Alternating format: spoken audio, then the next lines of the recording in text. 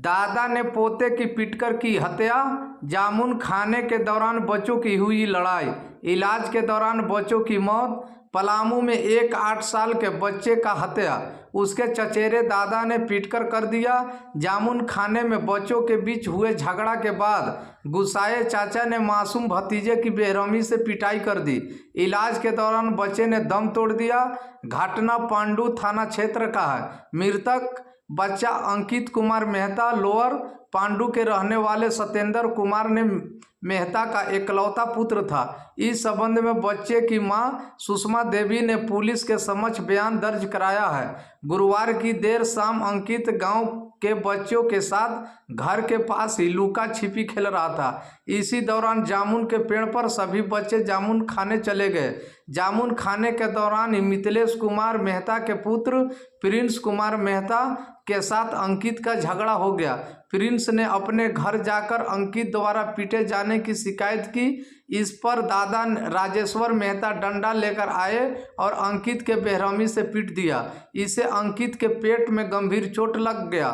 वह जमीन पर गिरकर छटपटाने लगा। अंकित की मां पास में ही मकई के खेत में थी। बड़ी गोतनी ने उन्हें अंकित की पिटाई की जानकारी दी। इस बीच गांव वाले भी वहां काफ़ी संख्या में जुट गए थे।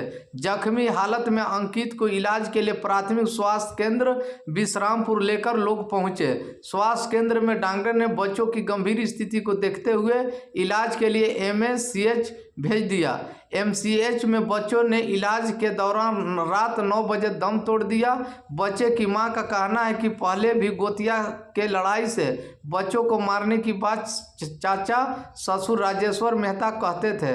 उन्होंने हत्या की नीयत से ही बच्चे को पीटा। घटना के बाद राजेश्वर फरार है। पुलिस उसकी तलाश कर रही है। देवर ने की भाभी की हत्या, तलवार से काटा। पड़ोस के 1.5 साल के बच्चे पर भी किया जानलेवा हमला। पलामू में सनसनी खोज का वारदात को एक व्यक्ति ने अंजाम दिया है। पहले अपने भाभी का मर्डर तलवार से काटकर कर दिया, फिर पड़ोसी के 1.5 साल के बच्चे को तलवार से काटकर थाना में जाकर सरेंडर कर दिया। इस घटना में बच्चा गंभीर रूप से जख्मी है। पांडु थाना क्षेत्र के महुआ गांव में उपेंद्र विश्वकर्मा अपने घर में किसी बात को लेकर भाभी से झगड़ा हो गया। भूपेंद्र ने अपने बड़े भाई वरिष्ठ विश्वकर्मा की पत्नी रेखा देवी पर तलवार से वार कर दिया। गर्दन में तलवार लगने से महिला ने घटनास्थल पर अपने घर में ही दम तोड़ दिया। घटना के वक्त में सिर्फ महिला सदस्य थे। गांव का बिजली खराब होने के कारण पुरुष सदस्य ट्रांसफर में पास लाइट बनाने गए थे। भाभी की हत्या के बाद उपेंद्र घर में बाहर निकला। पड़ोस में रहने वाले बिगन साहब की पत्नी सरिता देवी अपने 1.5 साल के बेटा सूर्य गुप्ता को गोद में लेकर घर के बाहर खड़ी थी। उपेंद्र ने बच्चे पर भी तलवार से जानलेवा हमला कर दिया। तलवार लगने से गंभीर रूप से जख्मी बच्चे का इलाज मेदिनी नगर के एमसीएच में चल रहा है। उपेंद्र द्वारा तलवार में हमला करने की जानकारी लोगों की हुई तो उसे पकड़ने का भी कोशिश किया गया।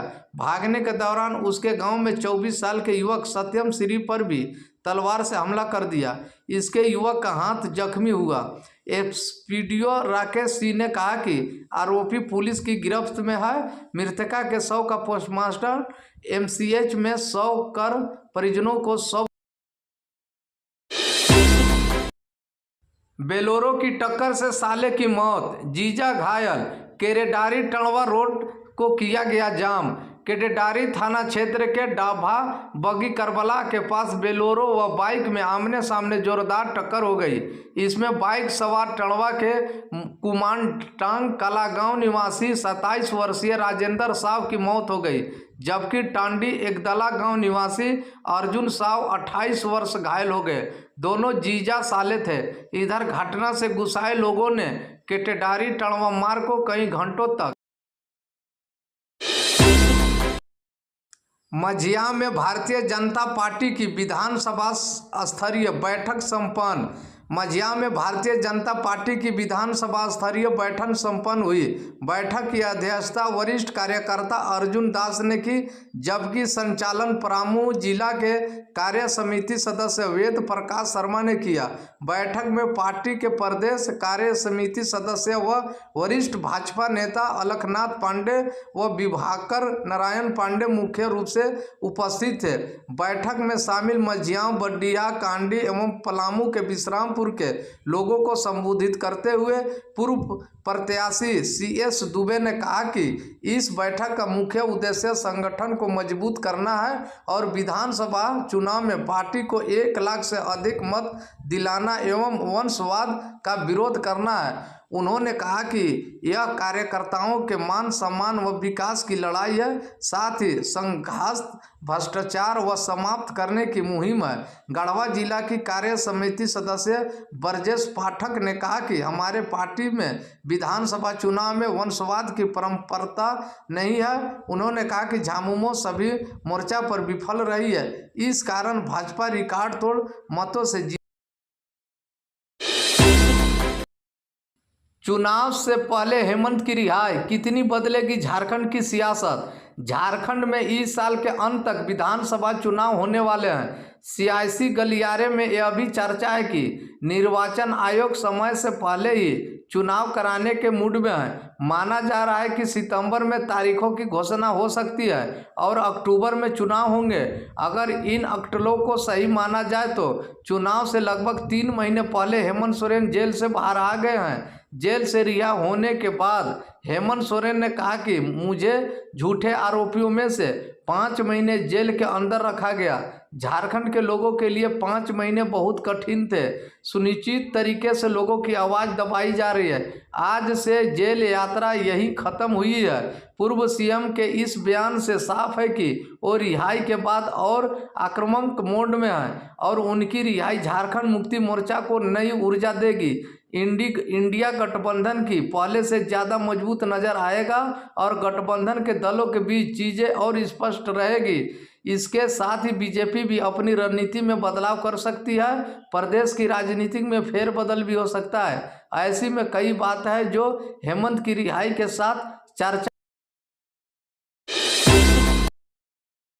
रांची में आज से 4 जुलाई तक बारिश, पूरे झारखंड में मानसून एक्टिव। कल 13 जिलों में अलर्ट, 3 डिग्री तक गिर सकता है पारा। मानसून ने पूरे झारखंड को कवर कर लिया है। इसका असर भी राज्य के कई हिस्सों में दिखने लगा है। मौसम विभाग ने 30 जून को राज्य के 13 जिलों में बारिश की संभावना जताई है। इनमें पलामू, गढ़वा, चतरा, कोडरमा और लोहरदगा शामिल है। मौसम विभाग के मुताबिक यह भारी बारिश की संभावना है। इसके अलावा देवघर, धनबाद, दुमका, गिरिडीह, गोड्डा, जामताड़ा, पाकुड़ और साहिबगंज में भी बारिश हो सकती है। मौसम विभाग ने 1 जुलाई को भी इन्हीं जिलों में बारिश का अनुमान लगाया है। वहीं रांची में आज से 4 जुलाई तक बारिश की संभावना है। यहाँ 29 और 30 जून को मध्यम दर्ज की बारिश होगी।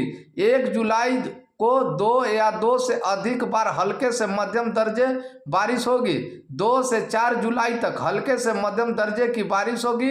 इस दौरान तापमान में भी 2 से 3 डिग्री की गिरावट हो सकती है। बिरसा चौक पर ज्वेलरी शॉप से 1,40,00,000 रुपये के जेवरात और 2,50,000 रुपये लूटे। राजधानी में बिरसा चौक पर शुक्रवार को फिर जेवर की दुकान में लूटपाट हुई है।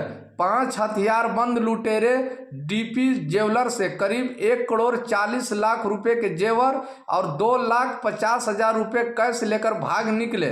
भागते समय लुटेरे ने गोली भी चलाई। दुकान संचालक रामनाथ वर्मा के पेट में और उनके बेटे ओम प्रकाश के हाथ में गोली लगी। दोनों को निजी अस्पताल में भर्ती कराया गया। रामनाथ ने बताया कि वह अपने बेटे के साथ दुकान में थे, तभी हेलमेट पहनकर 3 लोग दुकान में घुसे, हथियार दिखाकर सभी को कब्जे में ले लिया और सभी जेवरात बैग में भर लिया। इसके बाद गोली चला दी। उन्होंने बताया कि 2 लुटेरे दुकान के बाहर बाइक पर थे। घटना के बाद 5 लुटेरे 2 बाइक से एयरपोर्ट रोड की ओर भाग। बैल बकरी बेचा, जमीन गिरवी रहकर दिया 2,25,000, फिर भी महिला को बनाया गया बंधक। हाई कोर्ट ने जिम्नेस्टिक अस्पताल में इलाज का बिल जमा नहीं करने पर एक प्रस्तुता को 24 दिनों तक बंधन बनाकर रखने के मामले में स्वास्थ्य संज्ञान लिया गया। जस्टिस रोंगन मुखोपाध्याय और जस्टिस दीपक रोशन की अदालत ने स्वास्थ्य सचिव को मामले की जांच कर रिपोर्ट पेश करने